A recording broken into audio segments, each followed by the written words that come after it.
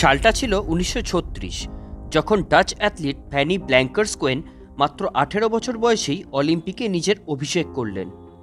তার স্বপ্ন ছিল অলিম্পিকে গোল্ড মেডেল জেতা, কিন্তু দুঃখের বিষয় সেবার তিনি প্রথম হওয়া তো দূর, পঞ্চম স্থানে শেষ করলেন। কিন্তু ফ্যানি জেদ ছাড়লেন না।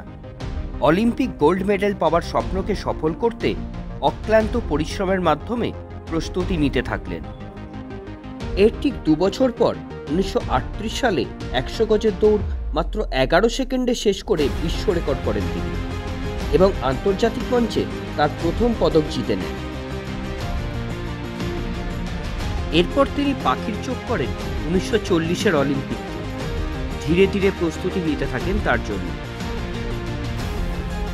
২রা মে ১৯৪০ ফ্যানির সমস্ত রকম পরিশ্রম ব্যর্থ হয় যখন দ্বিতীয় বিশ্বযুদ্ধের কারণে সে বছর জুলাই মাসে হতে চলা অলিম্পিক বাতিল হয়ে যায়।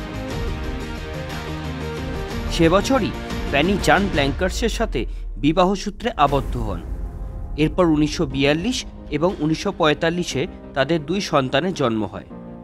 সকলেই সেই সময় ধরে নেয় যে ফ্যানির কেরিয়ার প্রায় শেষ। ১৯৪৮-এ যখন বিশ্বযুদ্ধের পর প্রথমবার অলিম্পিক অনুষ্ঠিত হলো, তখন ফ্যানির বয়স ৩০। অনেকেই বলেছিলেন এই বয়সে অলিম্পিকের মতো মঞ্চে মেডেল জেতা সম্ভব নয়। কিন্তু সবাইকে চমকে দিয়ে ফ্যানি সেই অলিম্পিকে 4টি গোল্ড মেডেল জিতে নেন। তিনিই প্রথম মহিলা যিনি একটি অলিম্পিকে 4টি গোল্ড মেডেল জেতেন। সত্যি, মানুষের ইচ্ছাশক্তি থাকলে সব কিছুই যেন সম্ভব। দেশে ফিরে তাকে রাজকীয় সংবর্ধনা দিয়ে স্বাগত জানানো হয়। আন্তর্জাতিক সংবাদ মাধ্যম তাকে দ্য ফ্লাইং হাউসওয়াইফ নামেও অভিহিত করে। ১৯৯৯ সালে IAAF শতাব্দীর সেরা মহিলা অ্যাথলিট রূপে তাকে ঘোষণা করে। কোনো কিছুকে পাবার অদম্য ইচ্ছা ও জেদ যদি আমাদের মধ্যে থাকে, তাহলে আমরা জীবনে কি না পেতে পারি। জেদ এমন একটি জিনিস যা একজন সাধারণ মানুষকে অসাধারণ করে তোলে। এটি একটি এমন ক্ষমতা যা ব্যর্থ মানুষকে সফল মানুষে রূপান্তরিত করে। আপনি যদি জীবনে কিছু অ্যাচিভ করতে চান, তাহলে জেদি হয়ে যান। নিজের লক্ষ্য স্থির করুন আর লক্ষ্যকে বাস্তবে রূপান্তরিত করার জন্য জেদি হয়ে যান। আপনি জীবনে কি করতে চান? ক্রিকেটার হতে চান, সফল ব্যবসায়ী হতে চান, নাকি বড় লেখক হবার স্বপ্ন দেখেন, কিংবা দুনিয়া কাঁপানো অভিনেতা?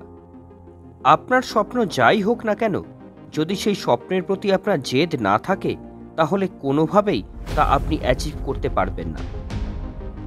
আপনার লক্ষ্যের পথে অনেক বাধা আসবে, অনেক বিপর্যয় আসবে, কিন্তু আপনার জেদ সব বাধা উপেক্ষা করে আপনাকে এগিয়ে নিয়ে যাবে। ভিডিওটি ভালো লাগলে অবশ্যই লাইক, শেয়ার এবং সাবস্ক্রাইব করে দেবেন।